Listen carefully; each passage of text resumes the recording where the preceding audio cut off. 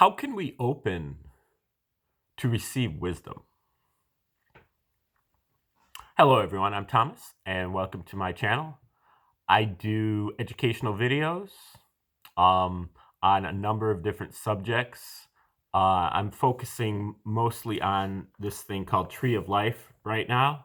This is kind of a foundational thing, and hopefully we'll build on this as we move on. But for the first little while, I'm going to be focusing here on Tree of Life. You can see that it has, this is really like a map of, in particular, our faculties of consciousness. So it's really like kind of a spiritual map, psychological and spiritual map. And it has 10 circles, which are called spheres. 10, 9, 8, 7, 6, 5, 4, 3, 2, 1. And then there is a thing here called the abyss. And then there is a 0 above the tree. So this is a total of 12 different categories, which are 12 different faculties of consciousness. We have our animal consciousness, like our survival instinct, fight or flight. And then we have something here, night sphere, which is our domestic consciousness, really our ability to be very receptive, and then to memorize and copy our caregivers as we grow up. So we just basically like memorize their mannerisms and then imitate them. At the A sphere, it's similar. It's kind of a learned thing from, but it's in the public sphere, or the real world, where we learn the expert opinion and the conventional wisdom, and even, I guess, the common sense. And they tell us what we're supposed to believe, what the paradigm is. And then to the extent that we believe it, we can be admitted into the A sphere. Eventually, if we do it well enough, we can become a person in the A sphere who's actually is considered to be the expert, the guy in the white lab coat. And then the 7th sphere is kind of the alternative to that, or the imaginary world, where people who are in the A sphere who begin to recognize that there's a lot of problems with the A sphere, and what they say is the conventional wisdom is sometimes, the emperor is wearing no clothes. It's not just because they say it over and over again doesn't necessarily mean that it's true. And so they drift over here, and this is our creative spark and our pleasure principle. So they may have problems here, and they come over here, and they imagine a better world. And by doing so, they're trying to improve upon what's going on here, but they draw upon their artistic skills, and their inventive skills. So artists and inventors really kind of belong here, who are trying to improve upon what's going on here. This is also a place where we get inspired. So our inspiration gets us to move up the tree. This is also intuition. So these are a lot of sparks that we have that enable us to kind of create a wedge and to move up the tree. And the first place that we go here, this is really where we are at all times. This is our free will faculty, and you can see that it's at the center of the tree, connected with everything. And this is our ability to pay attention and to make decisions. So these are the two things that we really are doing. Unfortunately, normally we're paying attention to the lower part of the tree. We're paying attention to what they tell us is the truth, and they pay attention to what we learned and imitated, and even to our animal consciousness. So we're paying attention down the tree. The first act of really spirituality is to get us to focus on the higher aspects of ourselves, and to take the attention away from this and move the attention in this direction. So I guess the first place that we move our attention to is the fifth sphere, which is our the sense of justice. So our ability to, kind of recognize the difference between what is fair and what isn't fair. And this is really the law of karma. We are basically here, we can be instructed by the law of karma. We can see how things actually work. The law of karma is really the enforcement of the law. And this is the fourth sphere where the law is actually articulated. Law is articulated in a cosmology, but that cosmology is really just a reflection of our observations, our experiments, our insights into how things actually work. So again, here the law articulated by the experts is really like an edict or a commandment or a set of codes. Here the law is an observation about how things really are. And this is an observation that goes on over the course of generations. It's a culturally constructed, not really culturally constructed, but it's passed down, and it's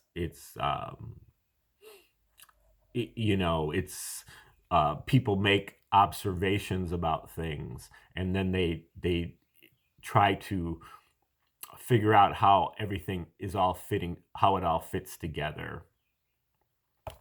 And then also here at the four spheres are universal language and universal love, our ability to love our enemies and to give, seeking nothing in return. At the abyss, we've got our psychic powers. This is our ability to tune into and recognize omens and then to be able to act upon them. 3, 2, and 1 are our divine faculties: omnipotence, all powerful; omniscience, all knowing; and omnipresence, all present all the time at once, eternally. We tap into this generally through sound synchronization or mantra. This is tapped in primarily through the eyes or visuals, images, symbols. And this is really by being able to shut the talking mind down, or at least to be able to ignore it or to focus it greatly, and then to be able to allow wisdom, which is really the result of omniscience. Wisdom as the ability to solve problems, and that's what we'll be talking about today. So we're talking about a second sphere thing here today. And then this is really like the ether, what underlies everything in the universe and connects everything in the universe. So this is what we all have in common with everything else. And then the zero sphere is above the tree and really not part of the universe, and is really representing a mystery and nothingness.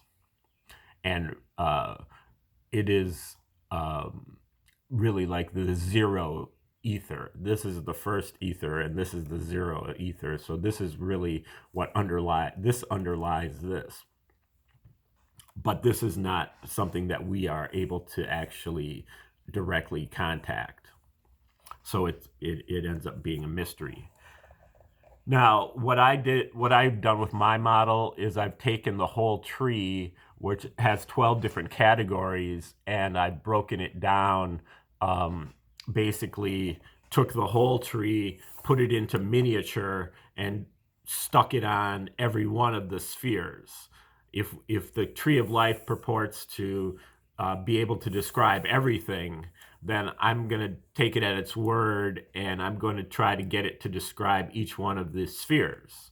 So this is purely pedagogical, what it results in is 144 different mini stages or fractal faculties.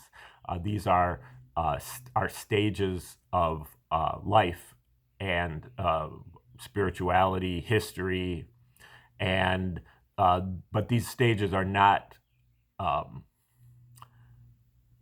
chronological stages, but they're dramatic stages.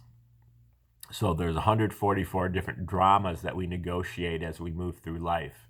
And if you'd like to get a free list of those 144 stages, annotated list, just click the link in the description. And I will send you a free copy.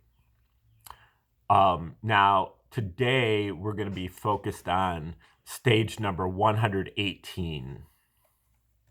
And so this one, stage number 118, is in the second sphere, and it is actually the second fractal of the second sphere.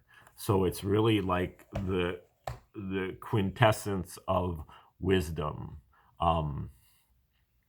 It's the wisdom aspect of the wisdom faculty. How do we open to receive wisdom?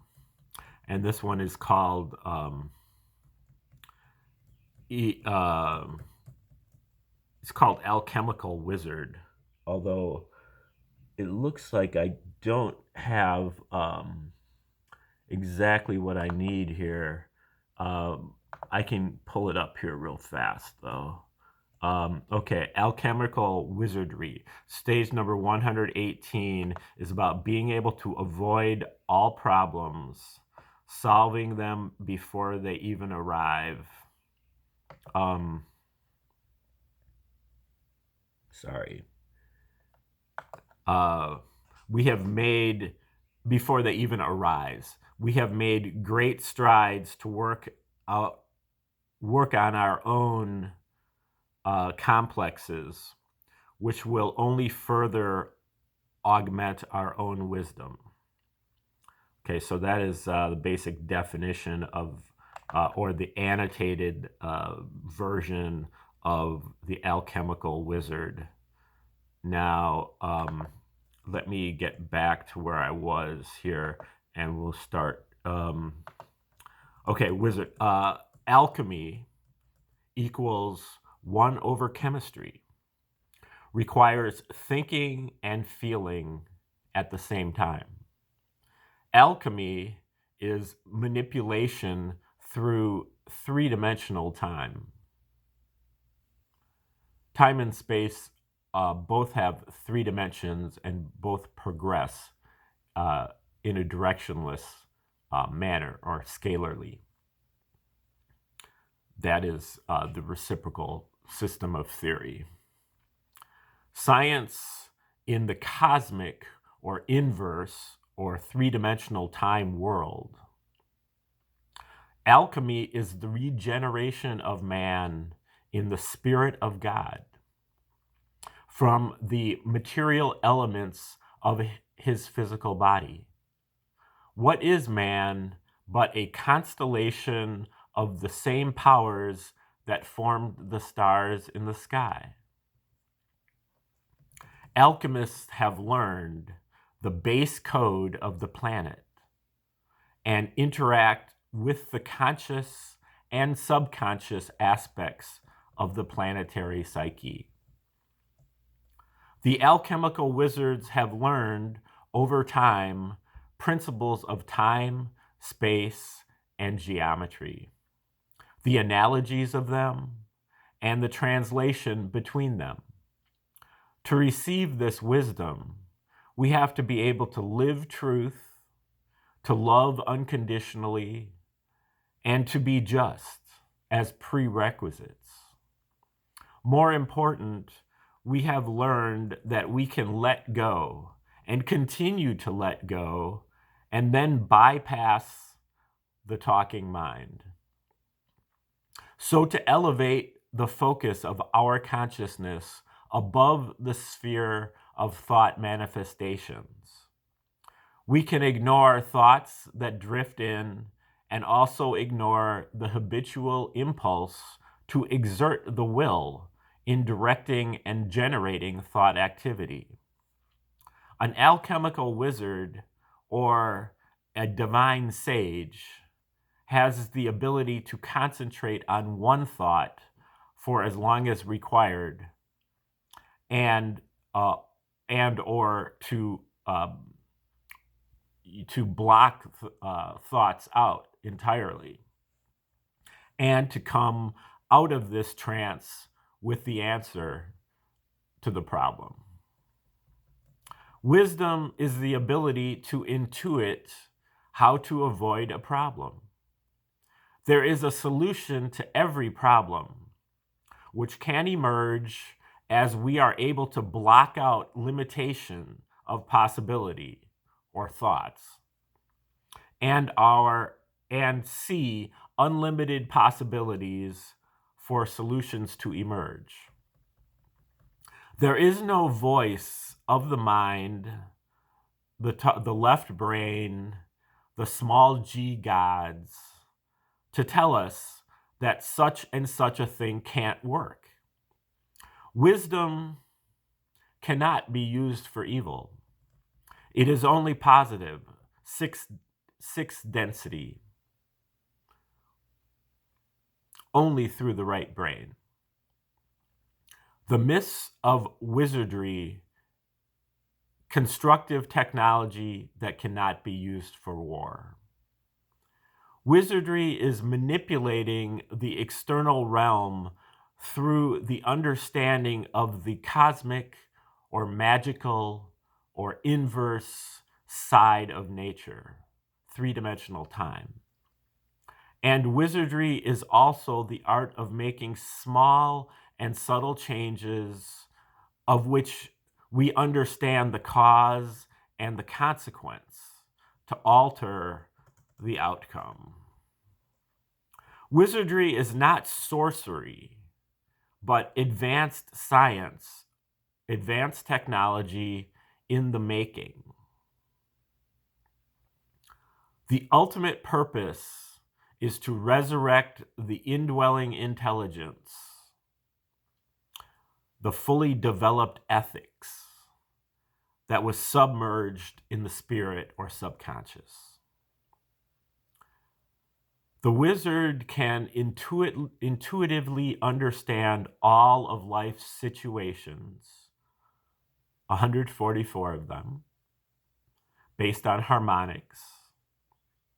The wisdom, the revelation, comes in jolts or pulses of magnetic energy, and it can overwhelm and destabilize those who have not become gradually accustomed to the intensity.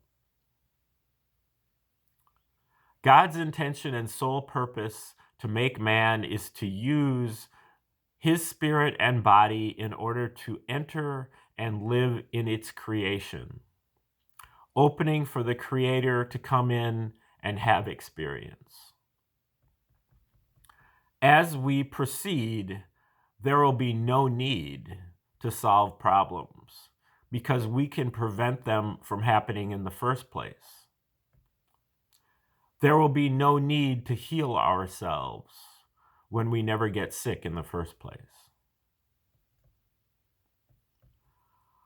Okay, that is number 118, stage number 118, Alchemical Wizard, second fractal of the second sphere. If you'd like a copy again of those 144, list of 144 different fractal faculties or stages of life, just click the link in the description. You can also click the like button and share and subscribe to the channel. And stay tuned for future videos in this series of 144 fractal faculties and other content from this channel. Thank you and have a beautiful day.